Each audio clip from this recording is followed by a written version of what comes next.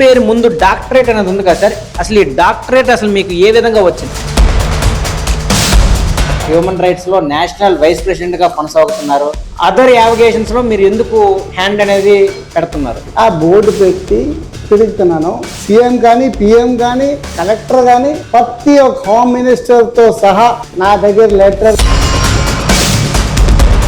పలాస ఒక ఇష్యూలో నేను ఎడిషనల్ ఎస్పీ అని చెప్పేసి వాళ్ళ మీద కేసు కట్టామని చెప్పి కూడా వాళ్ళ బెదిరించడం జరిగిందని కూడా వాళ్ళు అంటున్నారు. క్రైమ్ బ్రాంచ్ వైజాగ్ నుంచి ఫోన్ చేస్తున్నాను, మీ మీద కేసు వచ్చింది శ్రీనివాస్ గారు, ఏంటి మీరు మీకు మెసేజ్ వచ్చిందా లేదా అని అంటే అడిగాను. వాళ్ళకి 25 లక్షలు మీరు డిమాండ్ చేయడం అనేది అబద్ధమా నిజమా? మీకేంటి కావాలి చెప్పండి, నేను ఇస్తాను. మోడీ గారితో పాటు మీరు ఉన్నారు, జాన్ కటారి గారు కూడా ఉన్నారు. ఆ పిక్చర్ అనేది చాలా వైరల్ అవుతుంది. అది నేను చెప్పలేనండి, అది సీక్రెట్గా ఉంటాను.